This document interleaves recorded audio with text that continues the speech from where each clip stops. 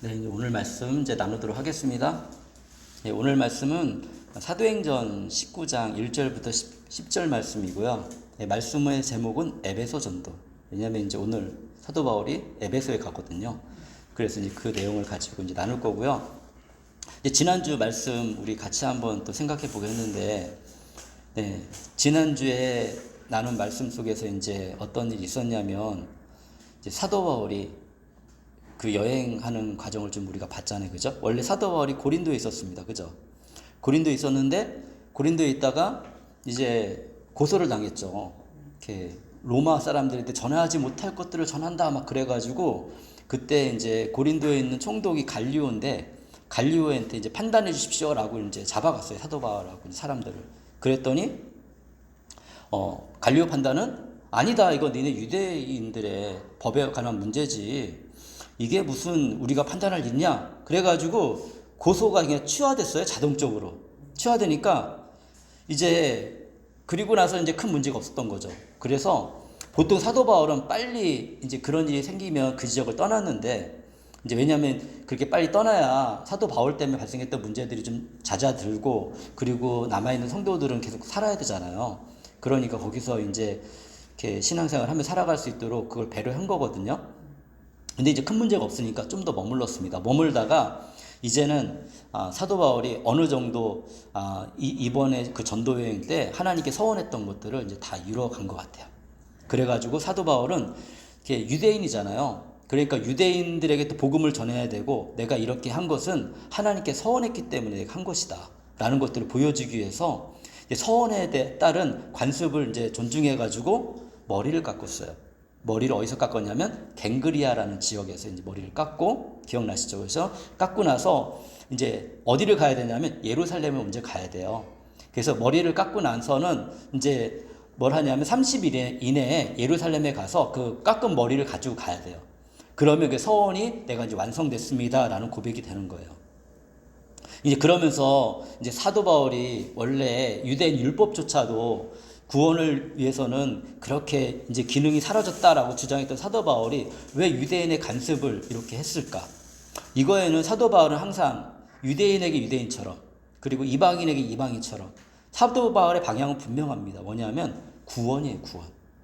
유대인들도 구원받아야 되고 이방인들도 구원받아야 되는데, 그러면 그들을 내가 충분히 존중하고 있고, 나도 하나님 믿는 사람으로서, 유대인으로서 하나님을 존중하는 믿음의 사람이라는 것들을 보여줘야 되잖아요.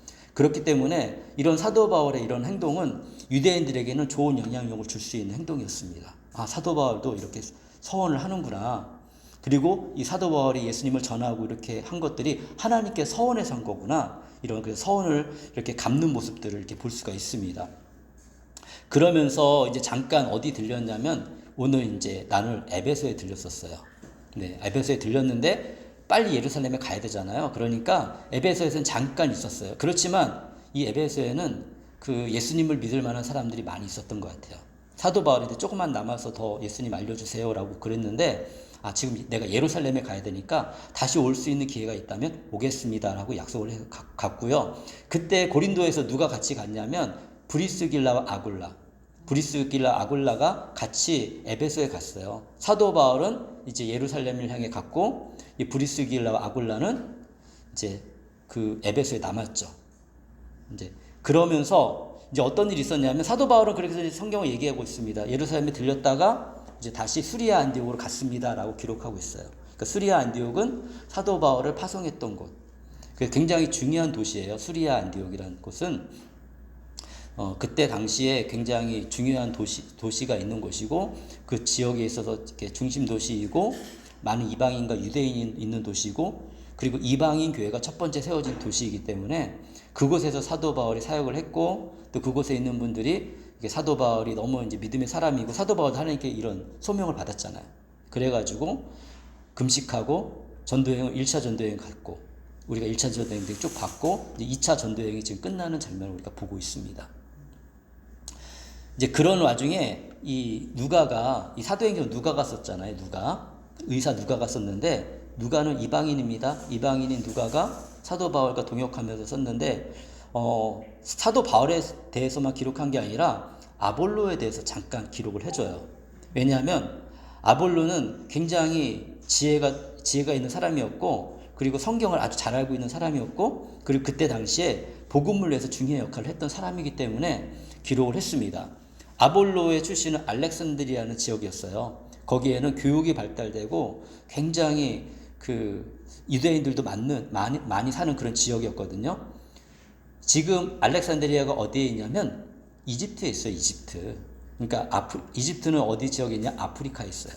그러니까 지중해를 중심으로 그 꼭대기에 지중해에 그 나일강이 끝나는 지점에 이제 알렉산드리라는 이제 도시가 있고, 이제 그곳에서 자란 이 아볼로는 교육을 받을 수 있는 기회도 있었고요. 그리고 이제 아볼로는 또 어떤 사람이냐면 세례 요한의 제자였어요. 그래서 이제 진리를 쫓는 사람이었고, 세례 요한의 제자가 됐다는 것은 그때 당시에 유대인의 잘못된 것들을 알고 있었던 사람이기도 해요. 그래가지고 이제 세례 요한을 통해서 예수님을 알게 되었고, 아볼로가 도착한 곳이 에베소였습니다. 에베소에서 아볼로가 세례 요한의 복음에 대해서 전했어요. 예수님도 전했어요. 근데 세례 요한은 세례를 줬죠, 그죠? 세례 요한의 세례를 알려줬어요. 왜냐, 아볼로는 그거밖에 알지 못하니까. 이제 브리스길라와 아굴라가 이렇게 이제 해당해서 이 아볼로가 저처럼 이렇게 말씀을 전하는 것을 이렇게 듣고 나서, 이 사람이 세례 요한의 세례는 아는데 예수님에 대해서는 잘 모르는 것 같아. 그래가지고 이제 아볼로를 데려다가, 왜냐하면 브리스길라와 아굴라는 사도 바울과 같이 있었잖아요. 같이 있으면 어떻게 돼요? 자연스럽게 예수님 얘기했겠죠. 사도 바울이 안 했겠어요. 그러니까 그 사도 바울을 통해서 배운 것들이 있고, 또 사도 바울이 좋은 동역자이기도 하니까 그것들을, 이 사람들은 이렇게 말씀을 저처럼 이렇게 앞에 나와서 이렇게 설교하고 이런 은사는 없었던 것 같아요. 열심히 일을 하고 섬기고 아는 것을 누군가에 가르쳐 줄 수는 있지만, 이렇게 앞에 나서서 이렇게 하는 거는, 만약에 알았다면 그 해당에서 아볼로하고 이제 브리스길라와 아굴라가, 이제 브리스길라는 여자고 아굴라가 남자입니다. 그때 당시에 아굴라가 딱 나와가지고 이렇게 막 설교했겠죠. 근데 그렇게 하지 않았어요. 들어보니까 근데 이 아볼로한테 좀 필요한 게 있어요. 그래가지고 집에 들어다가 아볼로에게 이것저것을 가르쳐 줬어요. 그러니까 진리를 더 깊이 있게 깨달았죠. 아볼로는 더 힘있게 복음을 전했고요. 이 고린도에 하나님을 믿는, 예수님을 믿는 사람들이 많아졌어요. 그러면서 여기만 있는 게 아니라, 제가 저기 에베소에 많아졌어요. 제가 저기 고린도로 가야겠습니다 라고 생각을 했어요. 그랬더니 에베소에 있는 성도들이 가깝잖아요. 가까우니까 이제 편지를 써줬어요. 이 아볼로는 우리가 믿을 만한 형제니까 이렇게 복음을 그곳에서도 전할 수 있도록 허락해 주십시오. 생전 모르는 사람이 갑자기 나타났는데 이렇게 막 말씀 전하려고 잘 안 들어주잖아요. 그런데 이제 그 형제들 가운데 가가지고 고린도에 가서도 하나님의 복음을 잘 전했습니다. 이런 이야기로 이제 끝을 내고 나서 이제 19장 1절부터 이제 다시 이제 시작이 됩니다. 보면 19장 1, 2절에 이렇게 얘기하고 있습니다. 아볼로가 고린도에 있는 동안에 바울은 높은 지역을 거쳐서 에베소에 이르렀습니다. 이제 바울이, 이건 뭐냐면 3차 전도여행을 하는 거예요. 바울은 계속해서 전도여행을 하거든요. 근데 이제 1차 전도여행이 끝나고 이제 수리 안디옥에 좀 있다가 다시 복음을 전하기 위해서 떠나는 겁니다. 그래서 바울은 높은 지역들은 이제 그 뒤에 내용들, 사실 이제 18장 끝에 보면 어느 지역인지 다 나오거든요. 그렇게 가가지고 거쳐서 에베소에 이르렀어요. 바울이 어떻게 했죠? 에베소에 올 수 있으면 오겠다라고 약속했잖아요. 그죠? 이제 드디어 에베소에 이른 겁니다. 근데 이게 성경으로 보니까 18장, 19장 이렇게 금방 넘어가잖아요. 그죠? 근데 사실은 우리 성경을 읽을 때 꼭 염두에 될 게 뭐냐면, 어떨 때는 한 절이 몇십 년을 지나가기도 하고, 한 절이 지나가는데, 한 장이 지나가는데 또 몇 년이 지나가기도 해요. 그러니까 내용을 파악하지 않고 읽으면 이게 몇 년이 지나갔는지도 모르고 그냥 있는 거예요. 바로 갔겠다, 그거 아니죠. 조금 사도 바울이 머물렀던 시간도 있고, 그리고 이제 머물러 있다가 다시 출발을 한 거예요. 근데 여기서는 그냥 18장, 19장 금방 넘어가 버리니까 금방 간 것 같아요. 근데 그렇진 않습니다. 오랜 시간을 거쳐서 여행을 하고 다시 에베소에 온 거예요. 그러니까 내가 하나님의 뜻이면 오겠습니다라고 했는데 정말 하나님의 뜻이 거기 있었던 거죠. 거기서 그는 몇몇 제자를 만나서 얘기하는 거예요. 제자들이 있으니까 이미 예수님의 복음이 전해졌잖아요. 그곳은 여러분을 믿을 때 성령을 받았습니까? 라고 묻는 거예요. 그랬더니 성령을 받아보지는 않은 것 같아요. 그들은 우리는 성령이 있다는 말을 들어보지도 못했습니다. 라고 대답을 하는 거예요. 이거 좀 살짝 사도 바울이 듣기에 이거 너무 중요한 걸 모르고 있다는 생각이 딱 드는 거죠. 예수님을 아는데 성령님은 모르는 거예요. 그 삼위일체 하나님 중에 한 분을 모르는 거잖아요. 우리는 삼위일체 하나님을 믿는 건데 하나님과 하나님의 아들 예수님과 지금 우리 함께 계신 성령님을 믿는 건데 지금 우리와 함께 계신 성령님을 모르니까 이게 왜 그렇게 됐냐면 사도 바울이 들리긴 했지만 잠깐 전하고 떠났잖아요. 그죠? 그 다음에 아볼로가 와서 이제 전했는데 아볼로는 세례 요한이 가르쳐준 복음을 전했던 거예요. 그러니까 아볼로는 뭘 경험하지 못했냐면 성령을 경험해 보지 못했어요. 그러니까 당연히 전할 수가 없죠. 그러니까 하나님의 복음은 그리고 믿음은 삶으로 말씀으로 알고요. 첫 번째는 알고 삶으로 경험해야 돼요. 경험했을 때 그것을 누군가에게도 우리가 자연스럽게 전하게 됩니다. 그렇잖아요. 우리가 누군가에게 뭘 전하잖아요. 맨날 전하고 살잖아요. 밖에서 있었던 일도 전하기도 하고 뉴스에서 본 일도 막 이런 얘기를 전한단 말입니다. 전한다는 건 그런 얘기를 하고 산다는 거잖아요. 그죠? 그런데 어떤 거를 우리가 전해요? 나에게 특별한 것들. 그리고 내가 생각했을 때 이런 일이 있었어. 아니면 내가 경험했던 특별한 일들. 내가 이런 사람을 만났어. 하면서 집에 가가지고 가족하고 또 다른 사람들하고 뭔가 얘기할 때 그런 걸 전해요. 그러니까 예수님의 복음도 마찬가지인 거예요. 복음이 그냥 우리가 형식적으로 그냥 종교인으로서 삶을 살아가면 그거 전하기 진짜 어렵습니다. 왜냐하면 이거는 그냥 내가 좀 잘 되기 위해서 나와서 예배드리고 하나님의 복을 바라는 거지 정말 그분을 경험한 건 아니거든요. 근데 경험하지 않은 그런 삶과 그런 종교 생활은 사실은 너무 안타깝게 그 참된 그런 신앙이 아니에요. 그거는 그냥 나의 유익을 위해서 그냥 오는 거예요. 우리 유익을 위해서 살잖아요. 워낙 우리가 그렇게 살다 보니까 그냥 여기 오면 하나님 나를 유익하게 해주겠지. 이 정도 생각밖에 없는 거죠. 근데 우리가 뭔가를 누구한테 전할 때는 어떤 걸 전해요? 이게 나한테도 유익이 있는데 너한테도 유익이 될 거고 이 소식을 알면 너한테도 도움이 될 거야. 뭐 이런 것들 전하잖아요. 그죠? 그리고 강하게 얘기하는 거는 내가 살아보니까 정말 그게 맞아. 그러니까 너도 한번 해봐. 이렇게 권면해 주는 거잖아요. 그죠? 예. 그런 겁니다. 내가 해보니까 뭐가 생기기나 하거나 내가 해보니까 내 삶이 좋아지거나 내가 해보니까 뭔가 복음은 바로 이런 거예요. 그러니까 내가 경험해보지 않고 하나님을 알지 못하면 당연히 전하는 게 힘들죠. 나한테도 자신감도 떨어지고 이거 의무적으로 전하긴 하는데 이게 잘 안 되고 이 단계를 벗어나는 게 정말 시간이 오래 걸려요. 그러니까 아볼로는 정말 은혜를 받고 민족의 소망도 발견했는데 성령은 모르는 거예요. 경험 안 했으니 당연히 전하지 못하죠. 사도 바울은 3차 전도 여행 때 여기 도착해가지고 뭘 하냐면 성령을 받았는지 이제 확인하는 거예요. 알지 못하니까 그것에 대해서 이제 알려줄 겁니다.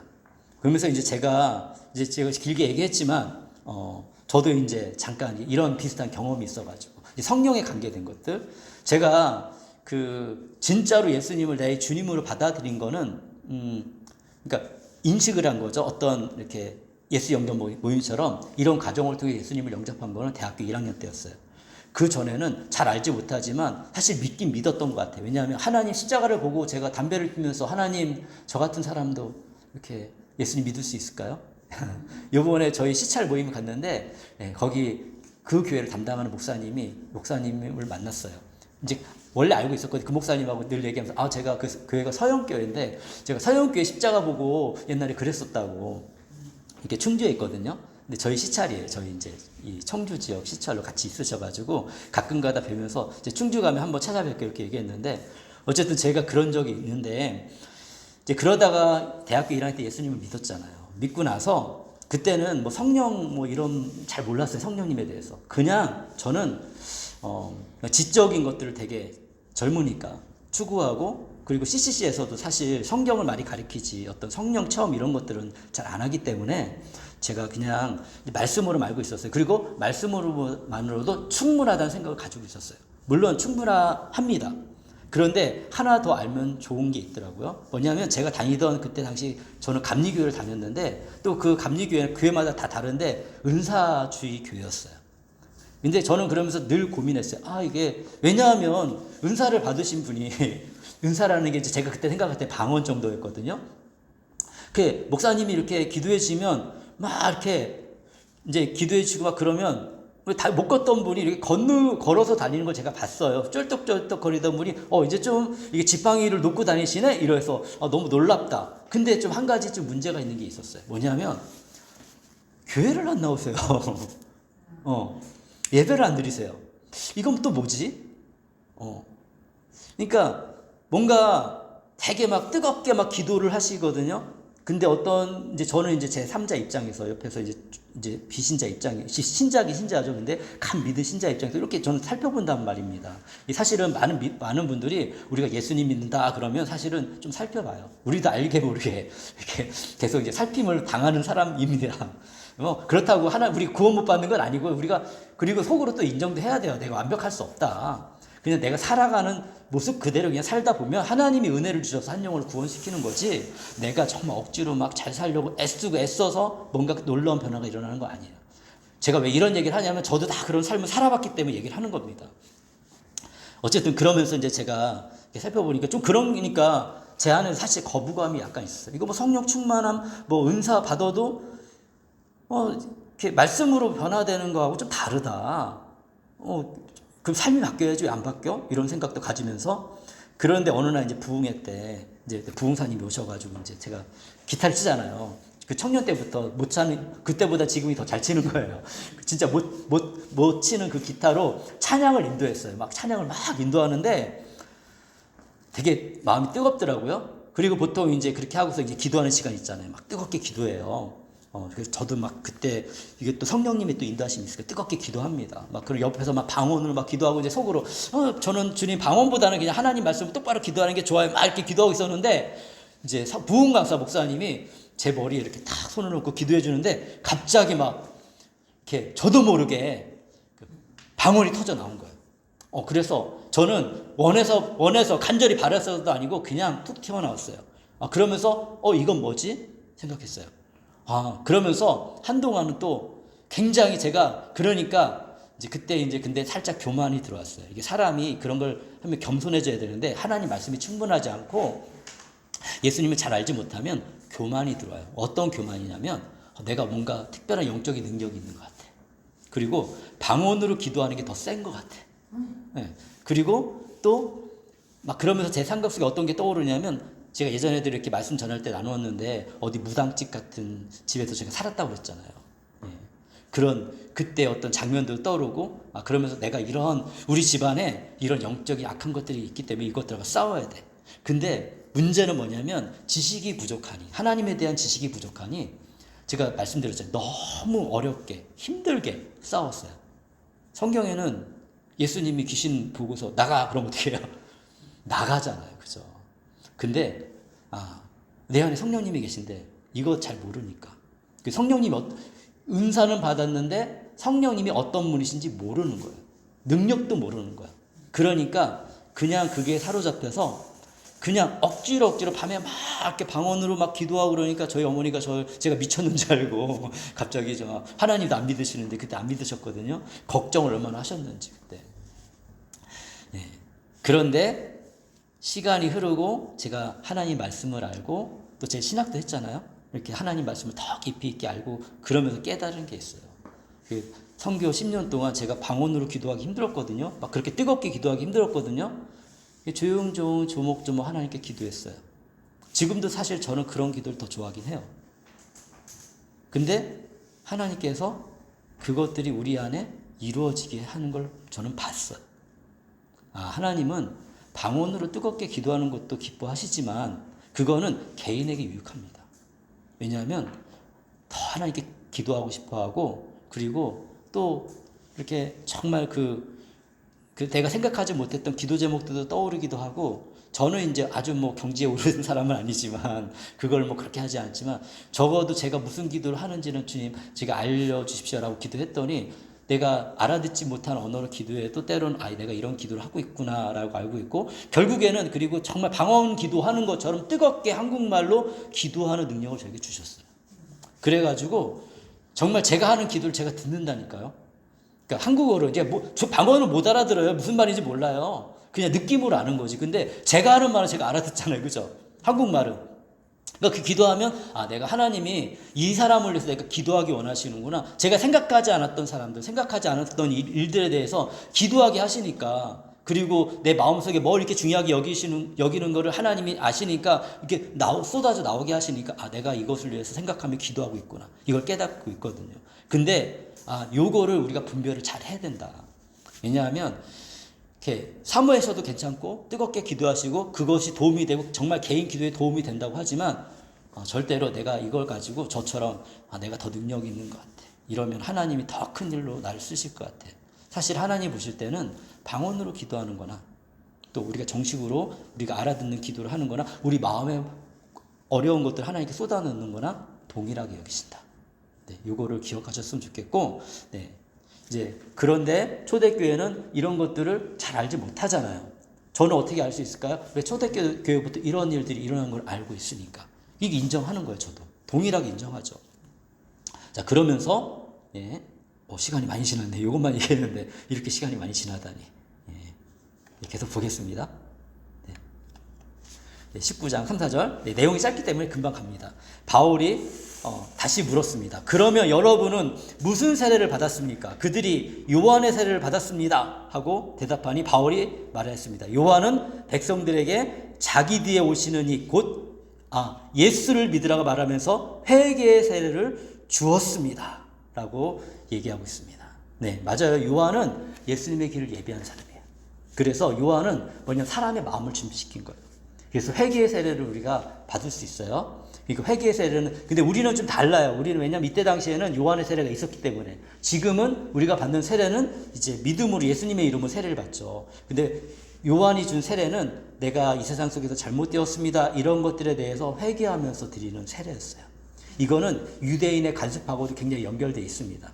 요즘에 이제 요한복음 제가 정리하고 있거든요. 거기에 제가 자세히 써놨기 때문에 오늘 시간이 없으니까 빨리 지나가고요. 아마 이번 주 지나면 다음 주쯤에 제가 드릴 수 있으면 좋겠다 생각이 듭니다. 지난 요한복음 설교한 것들을 제가 거의 다 편집을 했거든요. 조금 더 예쁘게 편집하느라 좀 시간이 걸리는데, 그거 보시면 이런 것들 다 기록해 놨습니다. 이해가 되실 거예요. 보시면. 설교했던 내용이고, 그렇게 했습니다. 그리고 넘어가겠습니다. 19장 5절, 7절에, 이 말을 듣고 그들은 주 예수의 이름으로 세례를 받았습니다. 이 예수님의 이름으로 세례를 받을 필요가 있습니다. 혹시나 내가 세례를 받지 않았다면 세례를 받으셔야 됩니다. 이 동생은 아마 세례를 안 받았으니까 올해 세례를 꼭 받았으면 좋겠고, 세례도 그래요. 어떨 때는 이렇게 기념일을 하지만 마음의 준비가 되면 세례를 드릴 수 있습니다. 그렇게 어렵진 않지만 중요한 건 우리 마음인 거예요. 이것도 형식을 가지고 있긴 해요. 하지만 이거를 가지고 너무 이렇게 형식에 치우치다가 마음을 잃어버리거든요. 그래서 이렇게 마음이 준비가 안 됐는데 결단도 내리지 않았는데 세례 받은 것들도 있거든요.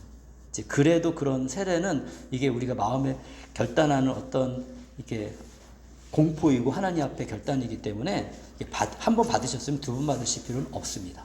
그래서 두 분 다 받으셨다고 했잖아요. 그래서 받으실 필요가 없고, 지금 여기에서는 저희 동생이 세례를 받으면 좋겠고요. 그렇게 이제 예수의 이름으로 세례를 다시 받았어요. 그랬더니, 그리고 바울이 그들에게 손을 얹으니 성령이 그들에게 내리셨습니다. 그래서 그들은 방언으로 말하고 예언을 했는데 모두 12사람쯤 되었습니다.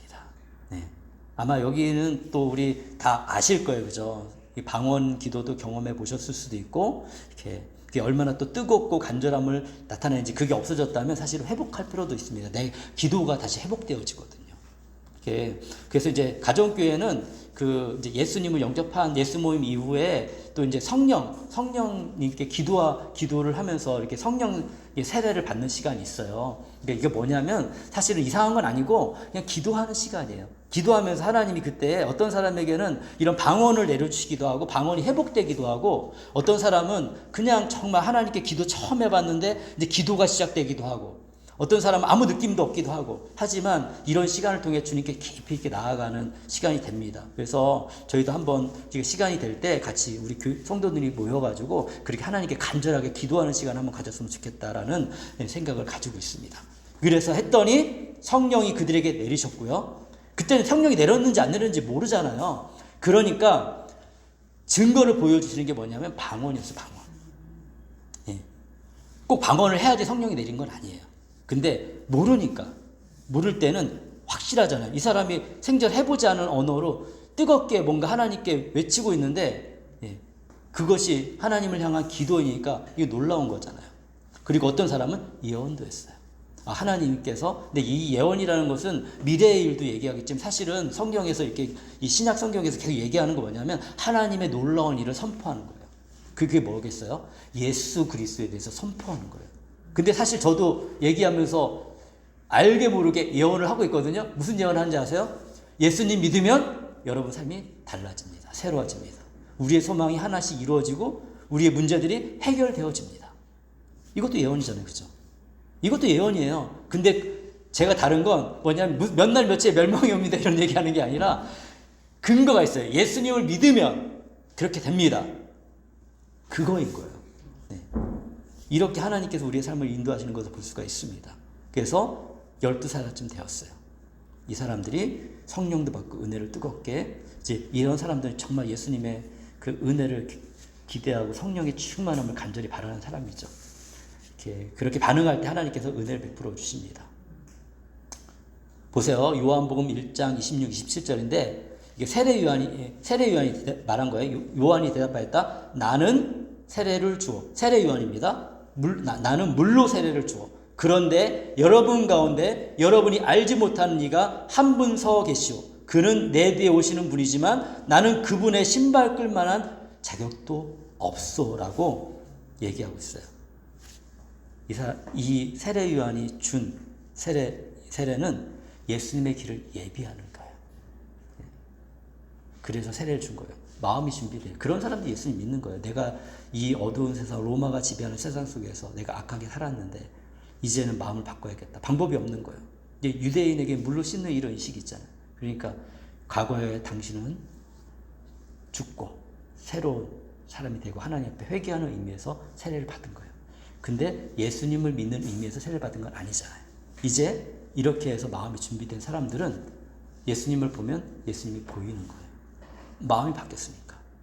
예수님의 이름으로 세례도 받고 예수님을 믿으니 성령님이 함께 하시고 그러면서 삶이 실질적으로 나도 모르는 사이에 조금씩 변화되어지는 거예요. 우리가 살면서 지금 느끼잖아요. 우리 작지만 우리의 삶 속에서 조금씩 느끼잖아요. 그거인 거예요. 그러니까 나도 그렇게 될 수 있으니까 당신도 그렇게 될 수 있습니다. 보이거든요. 그러면 이분이 얼마나 삶이 힘들고 어렵고 예수님이 없으니 얼마나 이렇게 외롭고 또 소망이 없이 계속 어두운 길로 빠져드는지.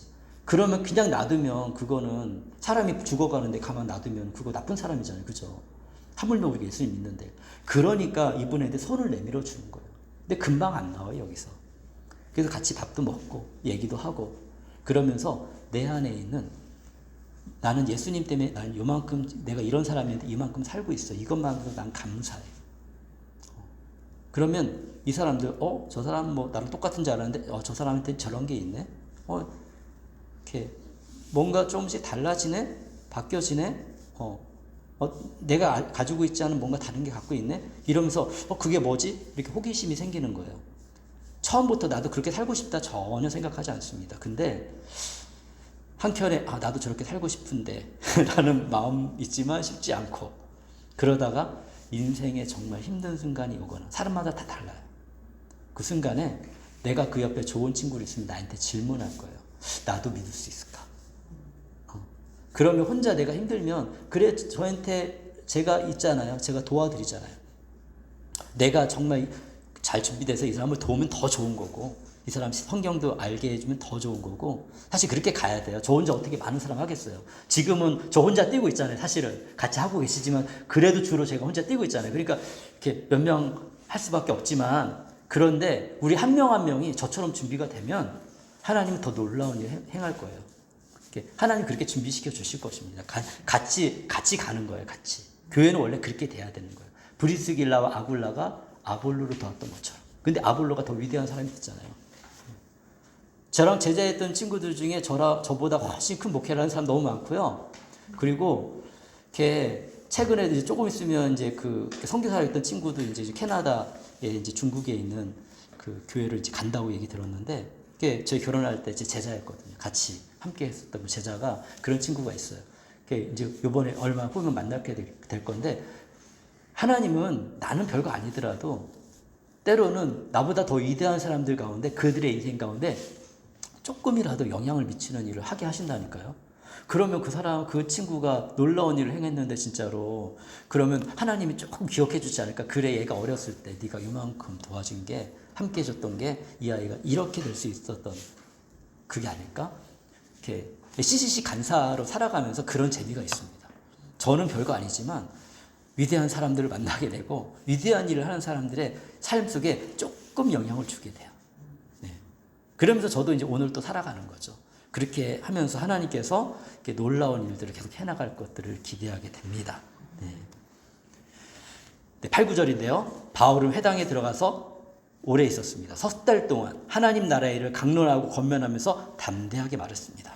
에베소에서요. 그러나 몇몇 사람은 마음이 완고하게 돼서, 항상 반대는 항상 있습니다. 주님의 일을 달려가면 우리가 열심히 주님을 위해서 살려고 하잖아요. 항상 반대가 있고, 네가 믿어봐 잘 될 건가 한번 이렇게 얘기하는 사람이 얼마나 많아요. 정말 많습니다. 그런데 그럼에도 불구하고 믿음을 가지고 한 걸음씩 나아갔습니다. 바울이 그렇게 했어요. 그러나 몇몇 사람은 마음이 완고하게 되어 믿으려 하지 않고 온 회중 앞에서 이도를 비난함으로, 비난받잖아요. 지금도 그렇습니다. 교회 욕 많이 하잖아요. 그죠? 우리가 정말 바뀌어야 되고 새롭게 돼야 됩니다. 바울은 그들을 떠나. 근데 그 자리에 계속 머물러 있진 않았어요. 그래서 뭐 믿을 수 있는 게 아니까 제자들을 따로 데리고 나와서 날마다 두란노 학당에서 강론하였다. 2년 동안 그곳에서 제자들을 가르쳤어요. 고린도보다 더 오래 있어서, 고린도에서는 1년 6개월. 근데 여기는 2년하고도 지금 3개월 지났으니까 몇 개월이에요? 그러면은 27개월? 27개월 되잖아요. 그죠? 예, 더 오래 있었던 거예요. 그러니까 특별하게 정말 중요한 도시라고 할 수 있죠. 19절 10절에 이런 일을 이태 동안 하였다. 써있죠. 그죠? 아시아에서 사는 사람들은 유대 사람이나 그리스 사람이나 모두 주의 말씀을 듣게 되었다라고 얘기하고 있습니다.